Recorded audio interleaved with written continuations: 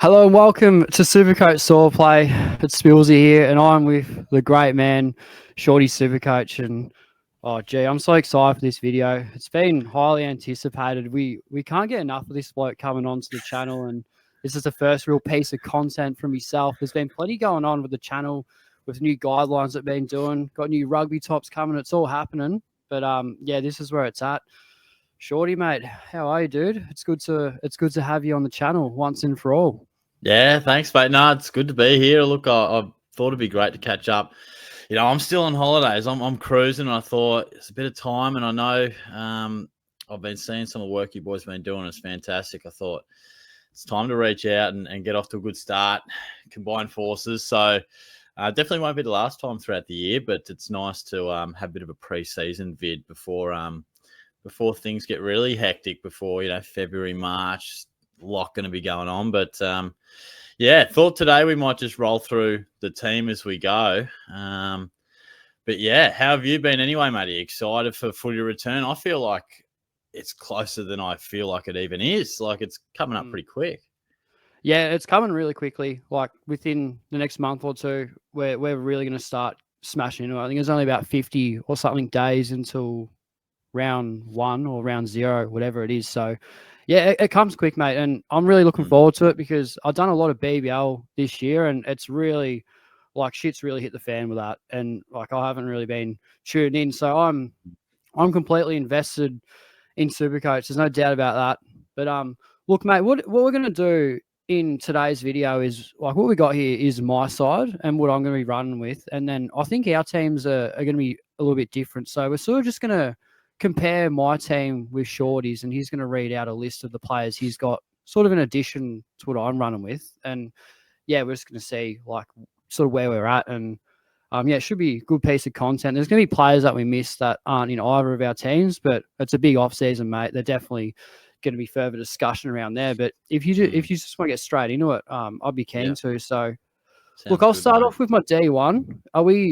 Are we in great minds, mate? Are we sharing the same D1? Sam Flanders, are you paying up $641K for the bloke with an early buy?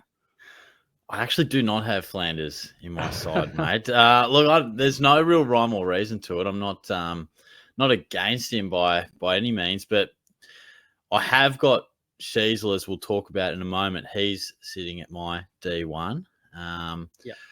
There's no real reason as to why I haven't. Maybe just preferring Sheasel as opposed to maybe there's a bit of chopping and changing in terms of whether Flanders is in the guts or if he's half back. Or there are even times when he started on the half forward flank and pushed up last year. So probably where I've just sided to Sheasel, but I mean, he's a tried and true gun, isn't he, Sam? So can't really bag him out too much. Yeah, it doesn't really seem to matter where he plays. I noticed he just racked it up. He went a long time without going under the ton, which really appealed to me. And it's a little bit of a set and forget. I love the side, but I hate the buyers, mate. Why? This is a rant in its own, but what are they doing with the buyers? I cannot believe that we've got to go through that again. But in saying that, I love the new addition of the flex symbol we got in BBL, and that was super beneficial. So that means sort of selecting another guy with the same buy doesn't hurt you as much. Like having, both the Ashcroft boys and Kadeen Coleman in the same team, not ideal, but with that buy, it should sort of level out a little bit. So, but yeah, Sam Flanders, I sort of picked him because I just want to sort of set and forget. And there's not many other players at that sort of price. I'm pretty happy with the top 3 I got here. But look, if one was to give way, it would be Sam Flanders out of the 3 there. And also in the midfield, there's not many options that I really like in the midfield at all. Like I'm happy to go really light just because of buyers. I had Nick Dacos locked, got plantar fasciitis. I can relate to it. I had plantar fasciitis last year for athletics, and I was out for the whole year. And every time I tried to get back, it just lingered. It never went away. I could still run and do my thing, but I wasn't 100%. And that was enough for me to go, no, I'm not picking Nick.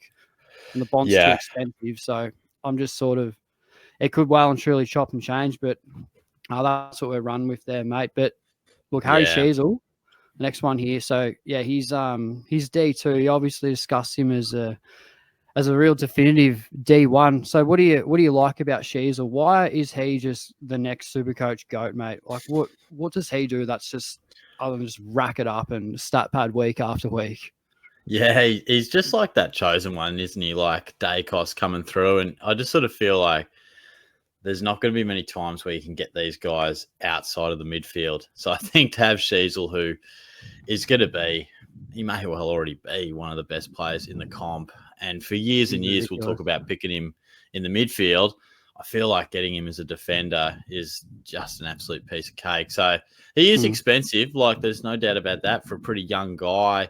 Some people might say, will he cop some extra attention? But gee, he like you said, he's so versatile. Like everywhere he goes, he scores. He's really similar to Flanders. It's hard to tag him because there's so many like avenues of scoring potential. He's not just stuck on half back. Like he plays genuine midfield, and I'm actually sort of surprised that he doesn't have DPP.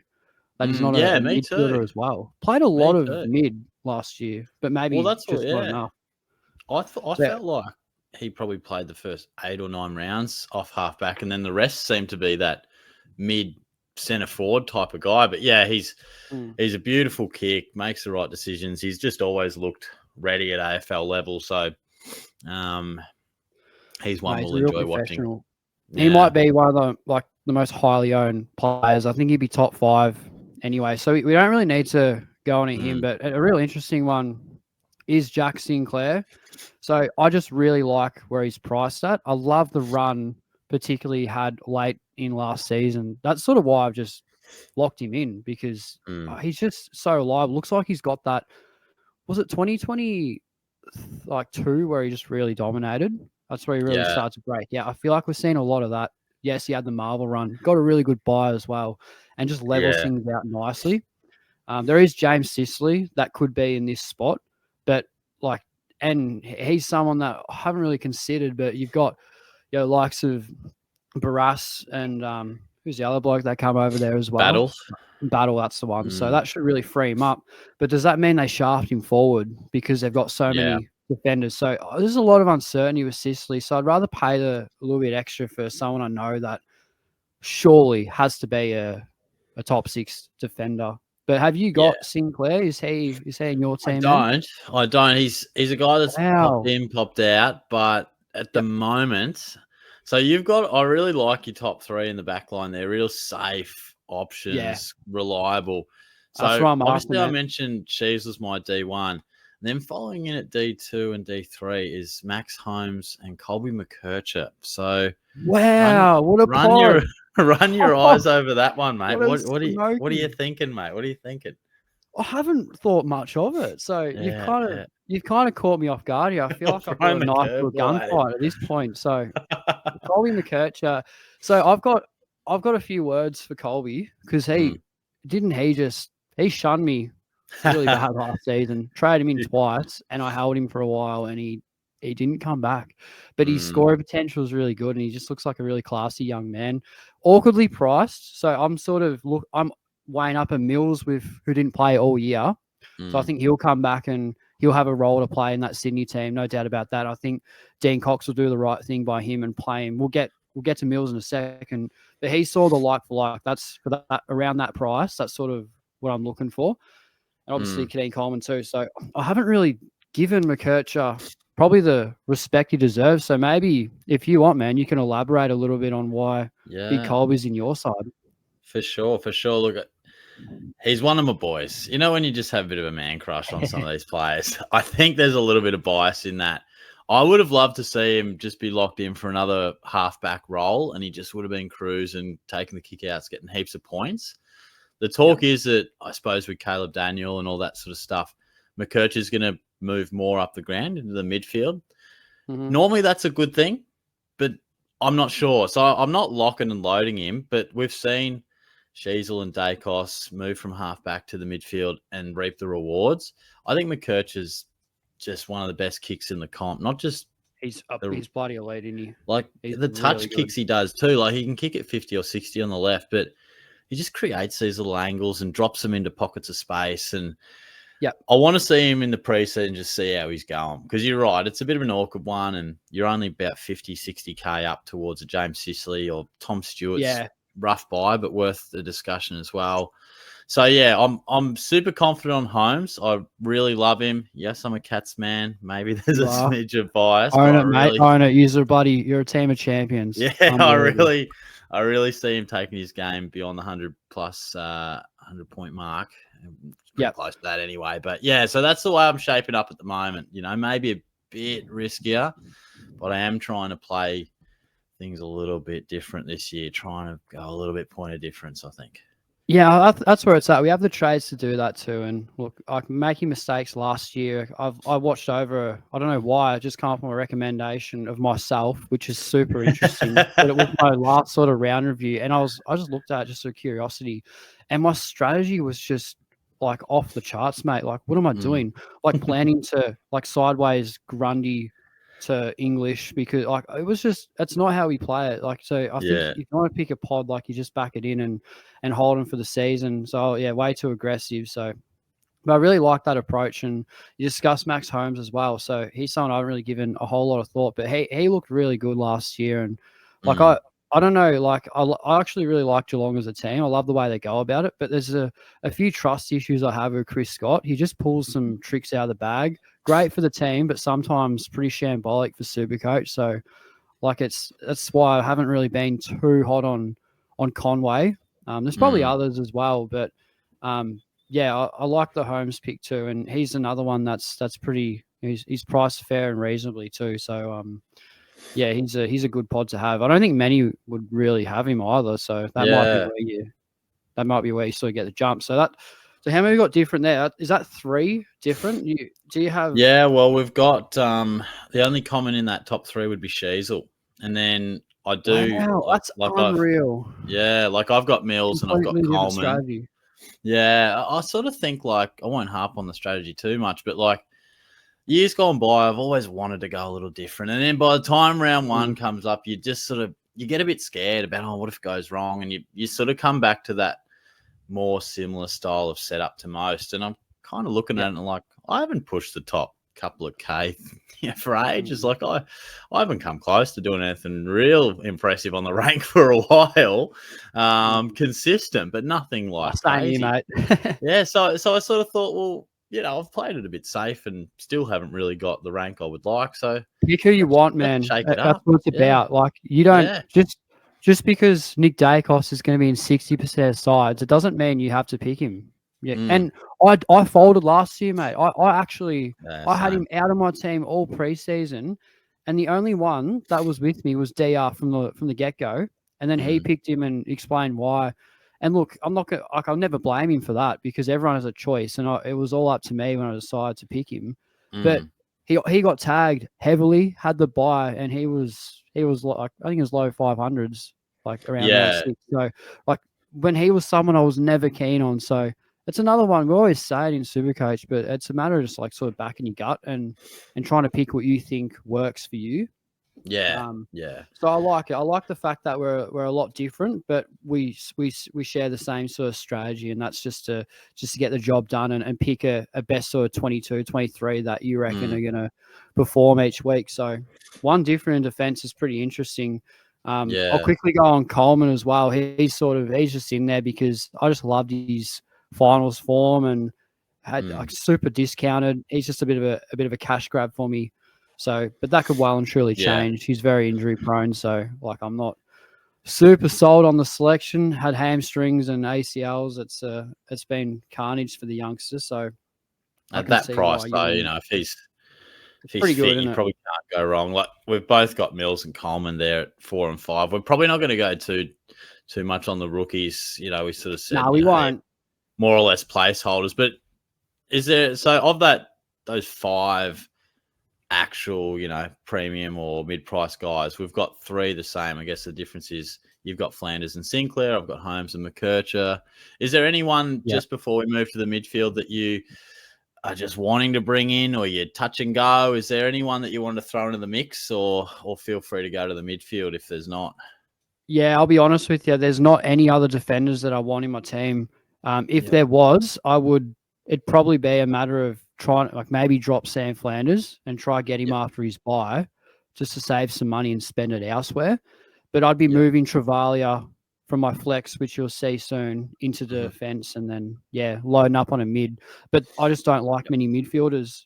Like I really like a lot of them, but they've got that buy too, so it's super awkward.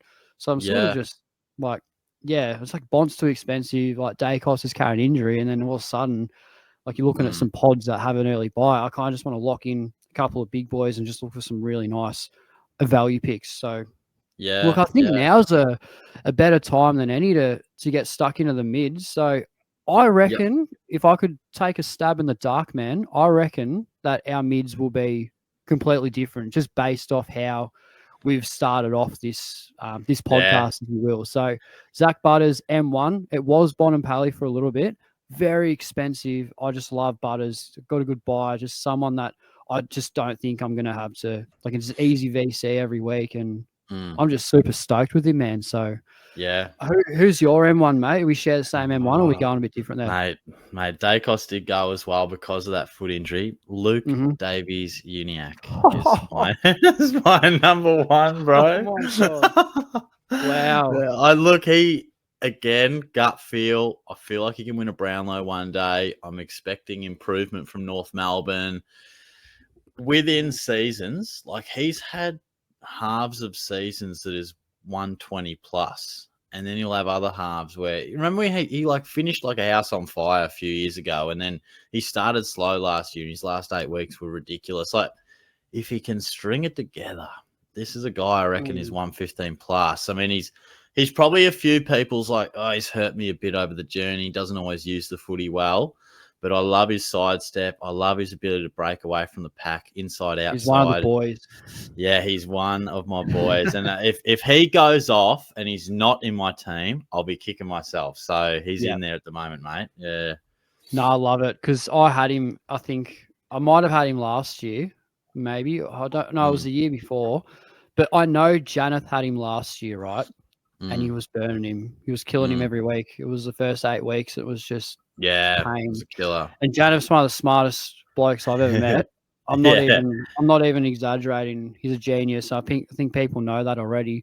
He stuck fat with him, and he come home with a wet sail. And DR was in front all year until the last round, and I think Janath might have jumped him. Oh, I think it was the other way around, actually. But Janath was really carrying the podcast for a bit there, and a lot of that was off the back of sticking fat to LDU, where I've done a lot of sideways trades because we had the trades there, and it was just absolutely the wrong way to go, where Janath's a lot more conservative, and he finished really strong. So I do respect the LDU pick, and I hope that really works out for you. So cheers, because he was great for Janath in the back half of last year. And he was a super pod too. No one really had him. Yeah. So it was just it was a great selection. But I'm obviously just locking in Butters. I don't really want to muck around. I just love what I see from him, and I just think he's as safe as houses captaincy as well. So, and another pre-season under his belt, he's looking really good. But I've got Brayshaw in M2. A lot of that's off the back of, I think he had it might have been a toe injury last year. It was really slowing him down, and it healed up, and he started playing some really good footy. So he was injured. He was injured a lot of season last year. He was carrying it. He wasn't completely fit. And what I've seen from him in previous seasons has been pretty good. And I like that he's just a touch unders for Uber Primo. I think there's value there. I reckon he will float around 615, 620K. That's where I would see him. So, and has a really good buy. And I think it'd be a little bit of a pod for me as well. So he's someone that I'm pretty bullish on. I do like the pod elements. Give me your thoughts on what would you like to see him average? Because I love him, right? I'm a big fan of him as a footballer.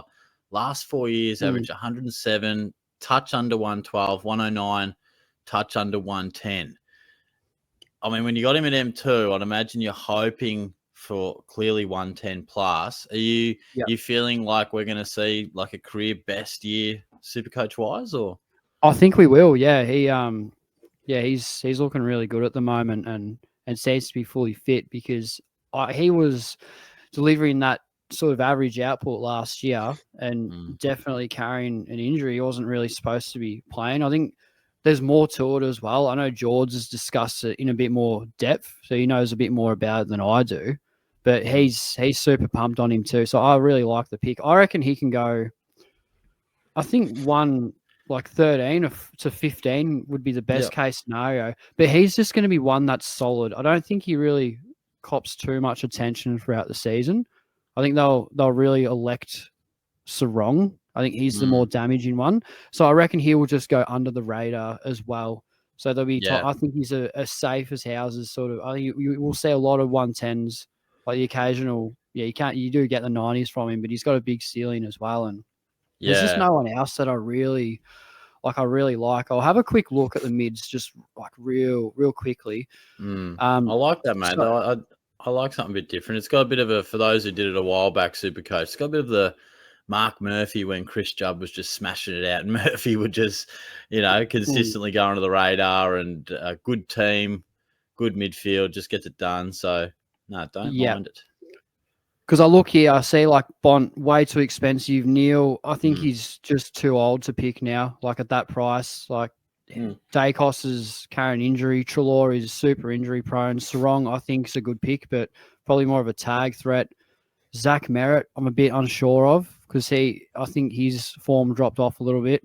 Dunkley is the picker. He's one of the picks I really love. He's someone that I'd love to lock in because he's never going to get tagged. He's just going to give you that output every week, but has a really bad buy. So other than that, it starts to get a little bit dicey, and then Brayshaw's where it really elevates that value. And I think there's a little bit of value. I think he's got all the potential to be an uber mid. So we'll see how we go with it, but super light.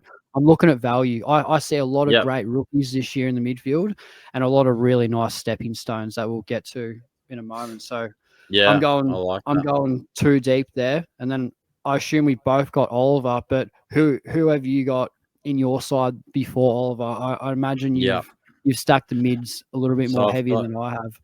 Yeah, so currently Oliver's my M4, and I'll give you my M2 and M3, and I'm very interested to hear your thoughts on the M2. It's Tommy Green, and then we've got Will Day in at M3. So, wow, what are your thoughts there, mate?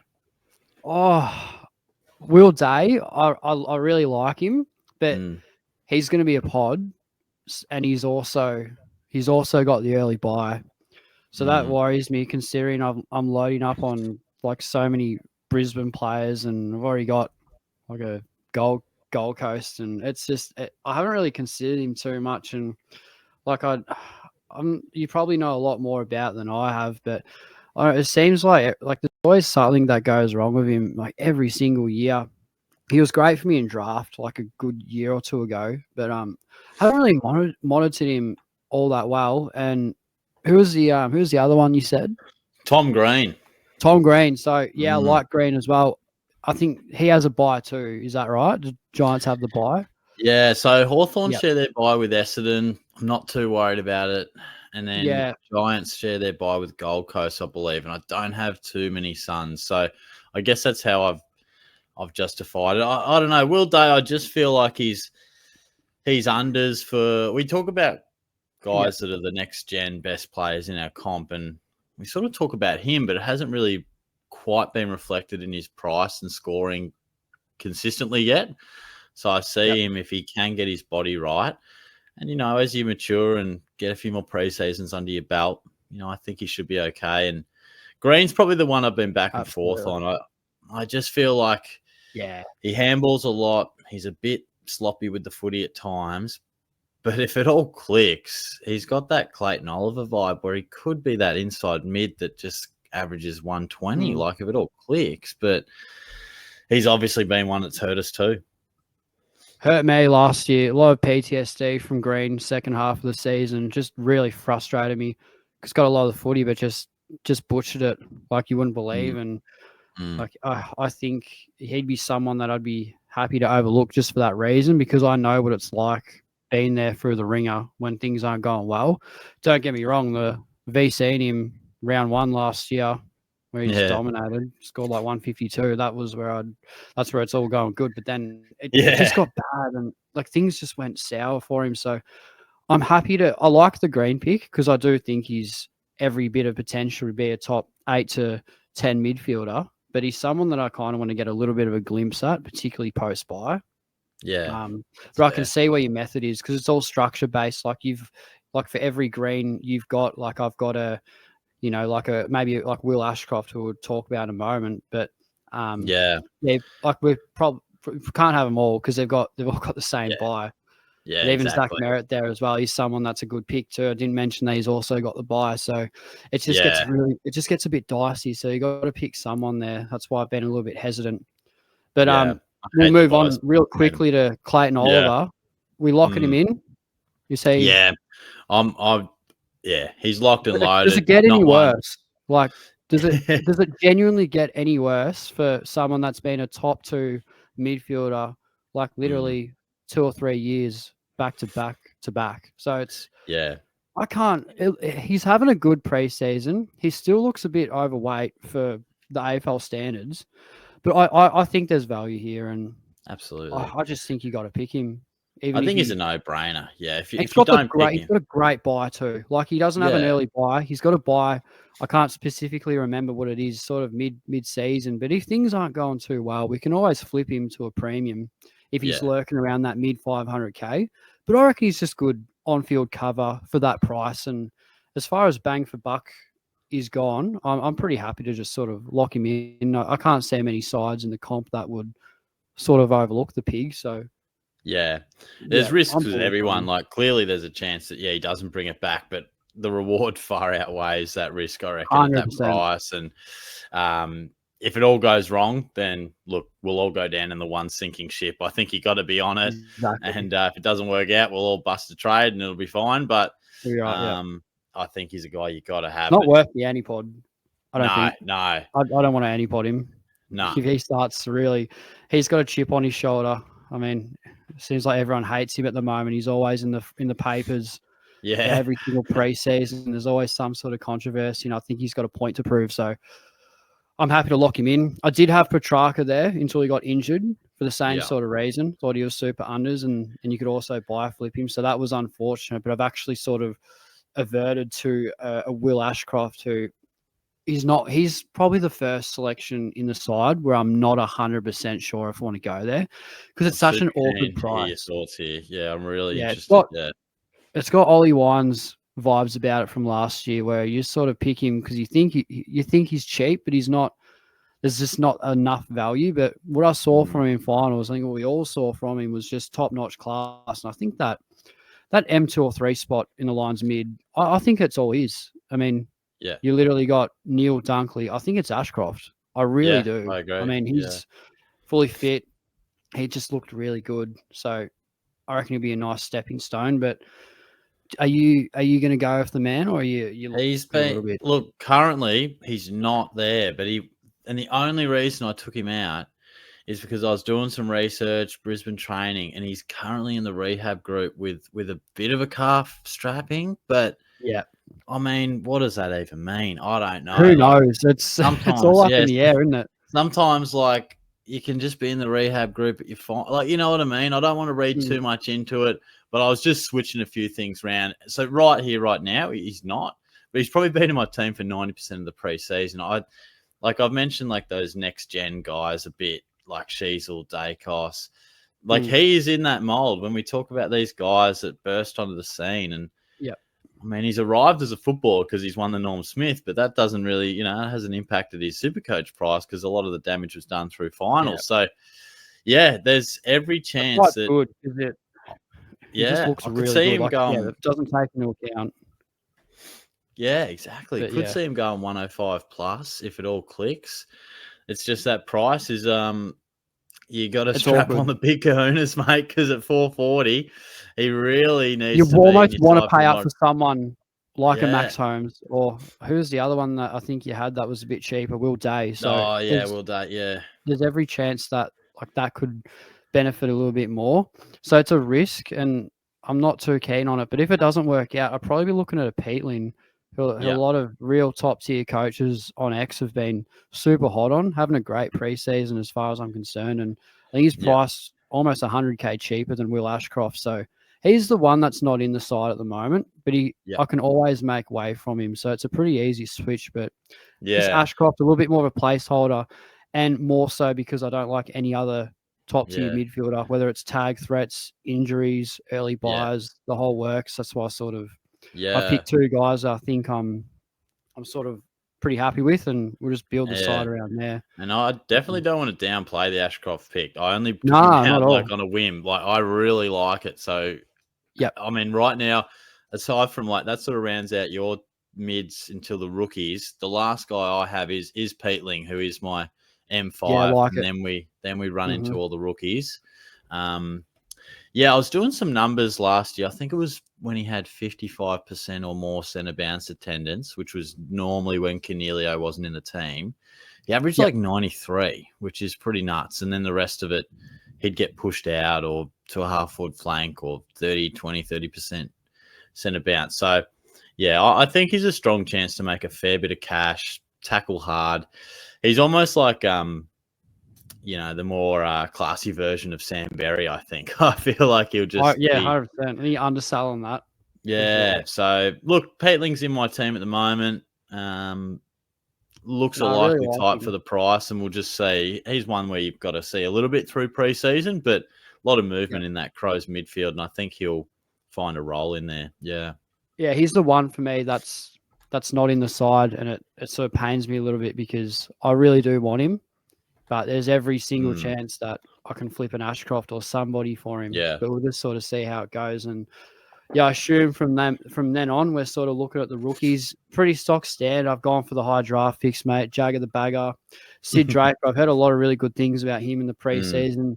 Levi's a funny one. Did have off-season surgery, but I've seen a lot of his vlogs, particularly on baseline footy. He's as professional as any other AFL player. So if he's any chance to get up round 0 or round 1, whatever it is, I think yeah. he's more than likely. And then, yeah, obviously, I'm looking to pay up, particularly on the bench for rookies, because this draft that we just had is a draft based on some really good high-end midfielder rookies, and I don't really want to miss out. I kind of want to pick them all. So I've built a side around great rookie potential, and then, yeah, just work it out from there. I don't want to bleed on the bench. I'm not even looking to Mm, pick a loophole because there's that many dead rookies that pop out anyway. So I yeah. just want to build my team around some really good cash gen. I think these guys could well and surely be in the mix. It'll change. Rookies are rookies at the end of the day. Like there's always Yeah. going to be some that pop up over preseason matches and off-season articles, all that stuff. But are we in great minds there in terms of these Yeah. rookies? Is there anyone that you sort of have a bit different there that we could sort I of? really like Sheldrick, actually. That's a Yeah, I do really too, nice one. man. Yeah, I mean, he had a month there where we were like, geez, who's this kid? Like, he's Yeah, averaging like 90. He yeah, was a couple of years back. But yeah, similar. I'll read out my rookies, and like you say, they can all change pretty quick. Like and I've they got will. Smith. We don't need to go into Yeah. it. Ed Allen, I think's got a lot to like at Yeah, like him. Collingwood. I think Yep. it's Harvey Langford at Melbourne. Bit of Yep. hype. Smiley at Richmond, Bo Allen and Elijah Hewitt at West Coast, who could easily be on your defensive or forward bench as well. So yeah, couple of placeholders, couple that you hear a bit of hype about, but yeah, they'll chop and change. But no, I think we've got a lot to look forward to for those rookies in the midfield for sure. Yeah, nothing's set in stone there, so I don't really need to dive too much in the rookies, particularly this early in the season. But this is Yeah. where things get a little bit like spicy, not really spicy, but like the ruck setup. I'm looking to set and forget Cherry. Mm-hmm. I just think he's a beast, mate. And Yeah. I don't. There's not really anyone else that I really like. Gorn obviously is a great option, but I think he's. I'm going to be wrong here. I know I'm going to have egg on my face, but I think the age sort of scares me a bit. I don't think we're going to see too much more of a higher output. I think Cherry's sort of looking to overtake him this year. So that's a bit of a pod move I'm willing to make. And then obviously Decone as well, fully fit, hopefully. He's just a beast mode. I think these will be almost the two highly owned rucks. But have you gone any different there, mate? Or we looking to set and forget these same? Yeah. Well, look, I like that, mate. Cherry is a beast. And I agree with you on Gorn. I think he's defied the odds for ages. And we'll be wrong until we're right with Gawn. Like at some stage, there'll be a year where, he does struggle with the injury. And at this age, I'm happy to pass on him. But 100%. Yeah. For a while, you may have seen, or some people may have seen, Toby Conway did controversially hold my R1 spot. And look, that was one that, it's a bit of fun. It gets the people talking. I genuinely do I don't have the think kahunas for that, mate. There's no doubt. There's no way I'm running that set up. Like, I know. And look, it was December. I was having a bit of fun with it, Look, he has exited my side. I still think if Conway is the number one ruck at the Cats, he's going to do some really nice things. But like you said with Chris Scott earlier, they'll give him a rest or they'll help Stanley with him in the ruck and that type of thing. So my rucks are Tom DeConning as well. I think with Pitnet, he averaged 76. Without him, 117. And then I've got Matthew Flynn. So I suppose that's maybe the main difference for me is that I've gone with a bit of a budget option there. Has averaged like high 80s before. I think they like Williams a bit more in that forward role. They've lost Darling. I think Williams might play a bit more forward. And if Flynn's fit, could be the Eagles' number one ruck. But always a risk. It is not setting and forgetting in the ruck, but at this point in time, that's how I've looked at it. Yeah, I did have him for a long time, Matt Flynn. I don't really know why I dropped him. I just sort of thought the structure of just set and forget. Like, not that I think he's gonna be a bad pick, but I just think that like locking into primos would seem a little bit safer. Like I've been burnt a lot of the time in the ruck for not doing that, and it's quite difficult to get yourself out of the situation. Like if he was to go in my side, the ruck lineup would remain, and Matty Boy would definitely be my flex. But I just want to see how he goes. Like I heard that I think he was, I don't know what to say, he's training with the B group, I'm pretty sure, but apparently wasn't looking too fit.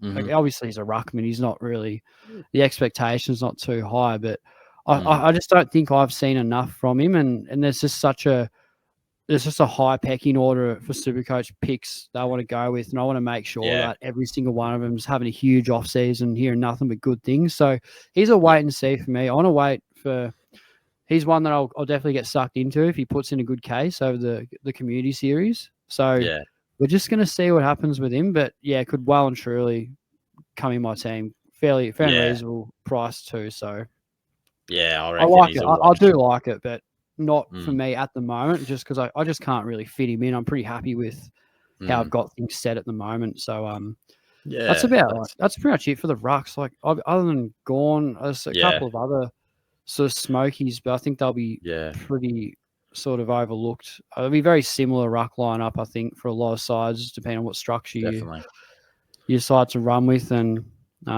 Archer Reid as well, I think he might play forward. Coming from, losing Jack Darling as you just alluded to. So he's just a placeholder. There's that other guy from St Kilda I can't remember his name, but he looks like I've heard about him. He looks like he's going to get a bit of a list spot and give a big role and a chop out. There's another ruck that I'm not really keen of, just based off that report. So it could well and truly change, but I'm pretty happy with R1 and R2. Forward line, mate. We've had a lot of differences, particularly in defence in the midfield, but surely we're in great minds here. We have to be. I know a lot of people are overlooking Horn Francis, but I don't really care too much if he's not the pick we want him to be. He's just a set and forget, because I know he's going to be 60% owned. If it goes bad, you cop it. But at the end of the day, who else are you picking here? We may as well just go through all these players. So Horn, Francis, McRae, Bailey Smith, Philippo, Daniel, Stewart. Is there any difference at all? Mate, we're all aligned there. Yeah, Horn Francis picks himself as far as I can say, mate. McRae, new club, hopefully more opportunity. Tick, Smith, straight in the guts. Tick, Philippo, 100%. Plenty to like on the way he finished. Tick, Caleb Daniel, rolling around halfback. He'll be back to, he could be a premium, I reckon. So I do actually have one name that is in my F2, which maybe I'm batting a bit too deep, and it does put Caleb Daniel to F6. So Hewitt's on my same. We've both got Elijah Hewitt, but he's in my midfield bench. Oh, I'll try to guess this one. Is it? Yeah. It's not Tom Lynch, is it? No, he's in F2, so it's of the sort of premium variety. Okay, yeah, got ya. Who are we thinking, mate? Like, Isaac Rankin. Yeah, like it. I do like it, but yeah, he looked really good. Oh, I'd love to. He plays that position right where you get so many high ceiling scores from him and a lot of consistency, but he's more than capable, like a Shea Bolton type, to just punch out a really ordinary like 70 on an off day. He'd be one that I want to jump on when he gets a little bit cheaper because 100%, mate, I think he's top 6 and I don't think you're going to go wrong starting him. But if we're looking at value and planning for him, I think he's someone that, like Horn Francis is sort of different because I just think he lurks around that price all year and he's just pretty safe. But yeah, I do like the Rankin pick and I do reckon he's someone that can really charge it. And if any of these other selections turns out to be a bust, like if Filippo is carrying something or, McRae's not the pick that we thought he was going to be coming in around 1, that's where I'd make a few adjustments and go, maybe I do need to set and forget one of these forward targets. So if there's any sort of changes to be made, I think Rankin would be the guy. But so what's the difference there? So if you've got Rankin, who don't you have in the forward line here? Basically, I've just got Elijah Hewitt, but he's on my midfield bench. Yeah, you've moved something up the ground a little bit more, so you've probably got one less defender maybe. Yeah. I think one less premium in the ruck. That was a clear one, and then slightly less primo with maybe McKercher. But I like Rankin. I mean, he kicks goals most days. There's a concern around his body. There's a concern that when he did get a lot of attention from Starcevic, he ended up belting the bloke and was out for 4 weeks. So look, I think if he can just, mature a bit, he had his first taste of what it's like to be one of the best players on the comp, and then he had his first taste of what it's like to get that sort of attention when you are one of the best players in the comp, and he didn't really handle it well. So I'm hoping. I just think Adelaide, if they're going to do anything, he has to be in quite a few centre bounces. They need pace in there. I think so. Yeah. And when he did do that, like you said, I mean, he's had some 120 pluses consistently.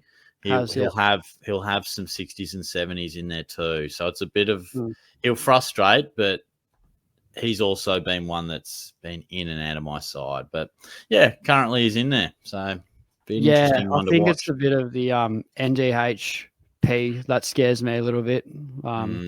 I'm not sure if you know what that means. It's something that we've you wouldn't you? It's something that we've sort of alluded to a lot in the podcast.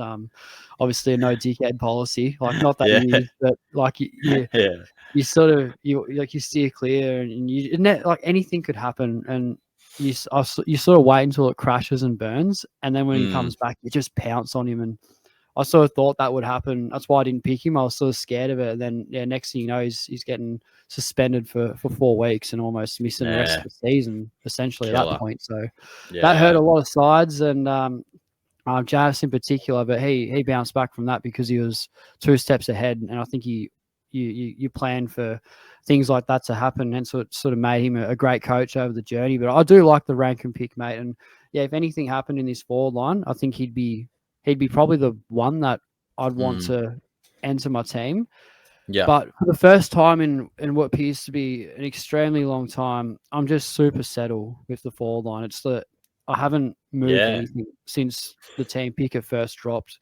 Only a couple of rookies. So like Dan Curtin, I know he's having a great preseason. He's really elevating, and I think they'll play him a little bit more off half back. So probably eligible for some DPP further down the line, and Connor Stone as well has been playing a bit of halfback too, so he might get a bit of a go for the Giants. But we'll see how we go there. And then I've obviously got Toyo Travalia.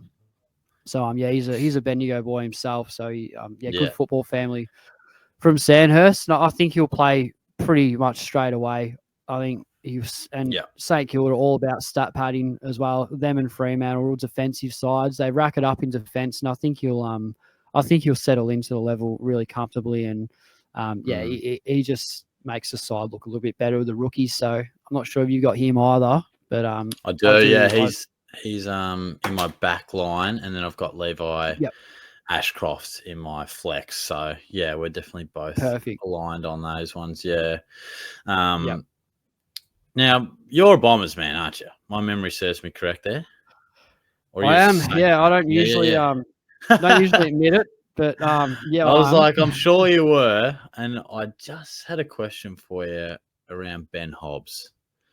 What Yeah. is your read on him? Because on the front of it, he's at a nice price, high pick previously, has shown ability at the level when given opportunity inside. Stringer goes. There was a fair few centre bounces on offer there. How does he go this year? Are you getting a read on it? Am I digging for too much there, or is he someone to consider that no one's considering? Oh, it's unfortunate, really, because there's just so many mouths to feed, mate, in that midfield, and I think annoyingly, I think Sardis would be the one to come in because he's the high draft pick. He's the pick 4 that we really jumped at. So if we're going to persist with one of them, I think he'd be the guy. But we're already stacked enough as it is. Setterfield's numbers in the VFL were nothing short of just craziness. So he's someone that's really hit some form too.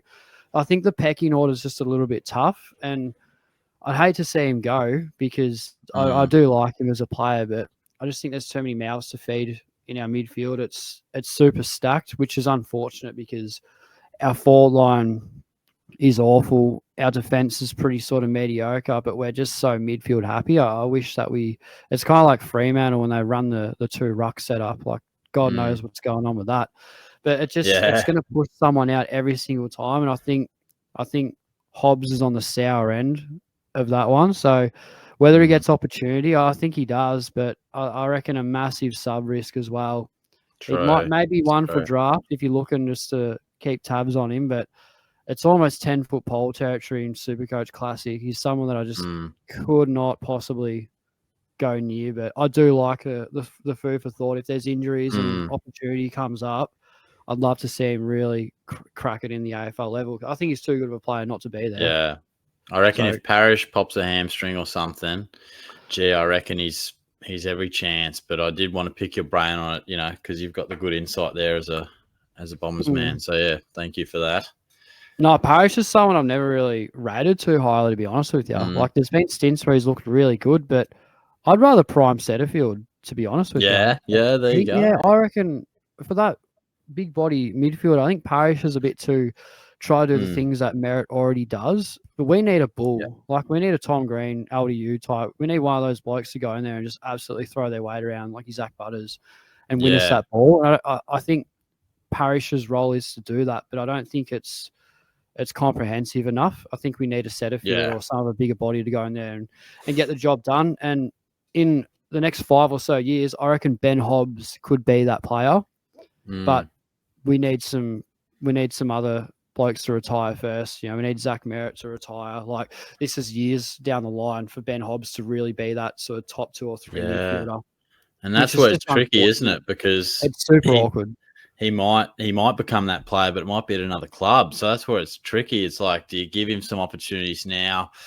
Because like you say, I feel like if everything aligned with his career arc, he would aim to be a big-bodied mid, a la Tom Green or someone, Josh Kennedy of years gone by. Like, that's kind of his makeup. But you're right. You've got a lot of guys in there. I was looking at it the other day, and even, like Archie Perkins probably vying for more in there. And, there's a lot to get through. But, yeah, food for thought. Hey, mate. Yeah, 100%. It's pretty heavily stacked. Makes it a bit awkward. But, look, I think it's pretty, like, both successful looking sides, a few different selections, but you can make a case for every single one of them. And there are going to be changes throughout the preseason as we get sucked into some more sort of players. But I'm pretty happy with my side. It looks like you are as well. So we'll just have to see which one sort of comes on top. But anything can happen in Supercoach, mate. And I think we've both planned really well for it.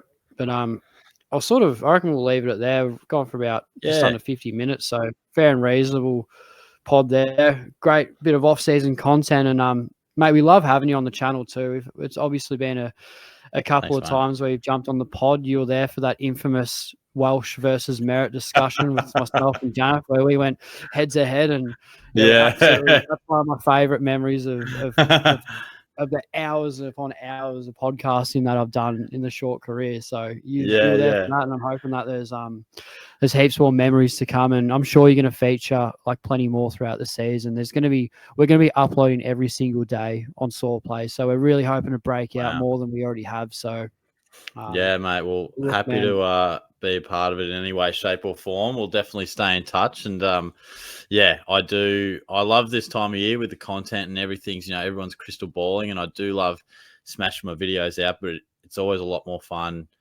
talking about it with yeah, other people as well. So it's great to exactly. throw some ideas around and hear your thoughts on a few things too. And it'll be good to chat with Janath and DR in good time as well. So yeah, looking forward to it.